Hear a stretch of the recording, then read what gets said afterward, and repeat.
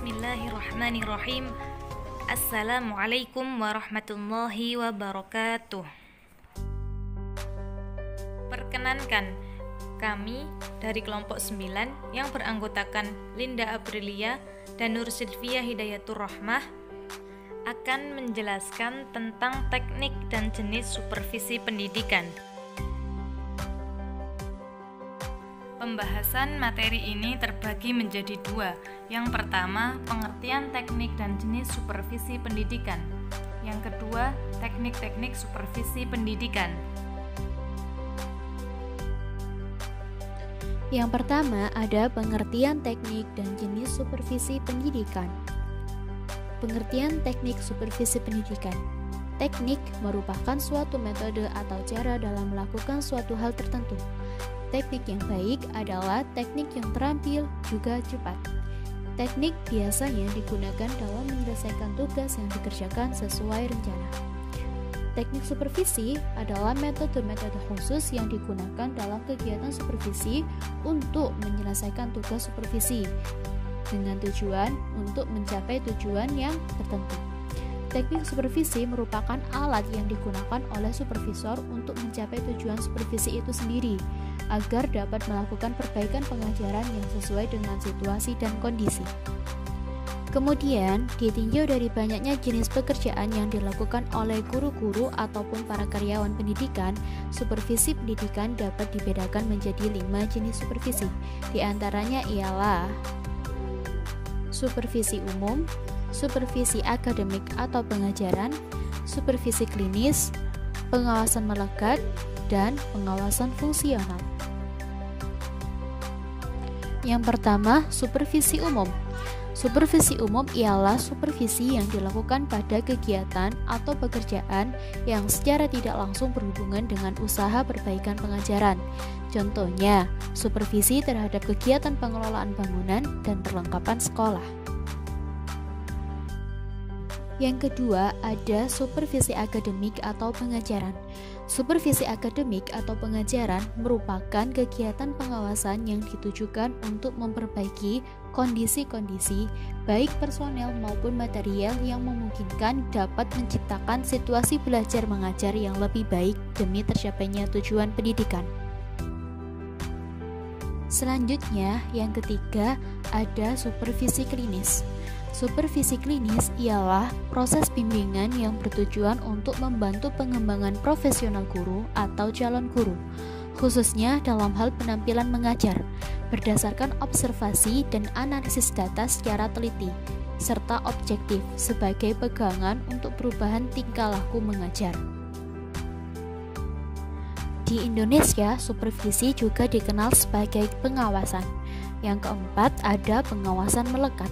Pengawasan melekat adalah suatu pengawasan yang memang sudah melekat menjadi tugas dan tanggung jawab semua pimpinan. Jadi, setiap pemimpin adalah sebagai pengawas. Contohnya, jika di sekolah adalah kepala sekolah. Dan yang kelima, ada pengawasan fungsional. Pengawasan fungsional ialah kegiatan pengawasan yang dilakukan oleh orang-orang yang jabatannya memiliki fungsi sebagai pengawas. Contohnya, Kementerian Pendidikan dan Kebudayaan, Riset dan Teknologi, dan sebagainya. Jenis supervisi yang berkembang saat ini dibagi menjadi dua. Yang pertama, supervisi administratif atau manajerial, di mana supervisi ini berkenaan dengan efisiensi internal dari sistem pendidikan. Yang kedua, supervisi akademik atau instruksional. Supervisi ini berkenaan dengan efektivitas eksternal dari sistem pendidikan. Yang kedua, yakni teknik-teknik supervisi pendidikan. Teknik supervisi pendidikan terbagi menjadi dua macam sifat. Yang pertama ialah teknik individual, merupakan teknik yang dilaksanakan oleh pendidik, yakni dirinya sendiri, untuk mengetahui kualitas suatu pembelajaran. Dan yang kedua ialah teknik kelompok, yang mana merupakan aturan yang mengutamakan kerjasama dalam kelompok dalam menyelesaikan suatu masalah. Teknik-teknik supervisi pendidikan.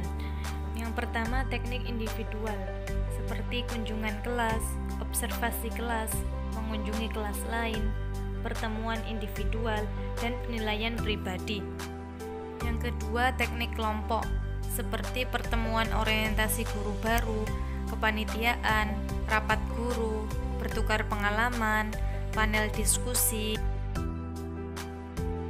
demonstrasi mengajar, organisasi profesi, perjalanan sekolah, simposium, buletin supervisi, supervisi sebaya, pemanfaatan narasumber, pelatihan kursus, dan supervisi dengan memanfaatkan alat elektronika.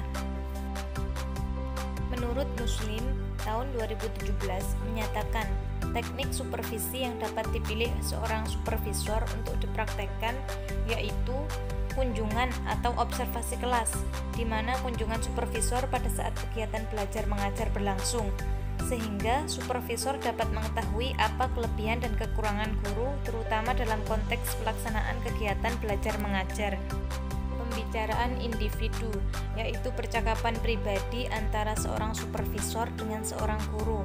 Kegiatan ini dilaksanakan ketika seorang guru memerlukan bantuan supervisi.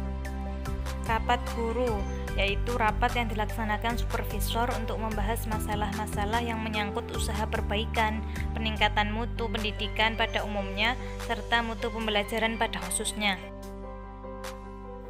Nah, kesimpulan yang kita peroleh dari materi tersebut ada dua. Yang pertama, teknik supervisi pendidikan ialah suatu cara atau metode untuk memberikan bantuan dan layanan terhadap guru-guru ataupun masyarakat sekolah lainnya dengan tujuan supaya dapat melakukan perbaikan dalam pengajaran yang sesuai dengan situasi dan kondisi. Sedangkan jenis-jenis supervisi ada 5. Di antaranya 1. Supervisi umum, 2. Supervisi akademik dan pengajaran, 3. Supervisi klinis, 4. Pengawasan melekat, dan 5. Pengawasan fungsional. Yang kedua, kesimpulannya yakni teknik supervisi merupakan cara yang digunakan dalam supervisi. Ada berbagai macam teknik yang digunakan untuk memperoleh tujuan yang ingin dicapai, dan secara garis besarnya teknik supervisi pendidikan dibedakan menjadi 2 sifat, yakni sifat individual dan sifat kelompok. Lingkungan pendidikan harus mampu menguasai teknik di atas dengan cara menyesuaikan kondisi situasi yang ada. Terima kasih. Demikian penjelasan dari kami, kelompok 9. Kurang lebihnya mohon maaf. Wassalamualaikum warahmatullahi wabarakatuh.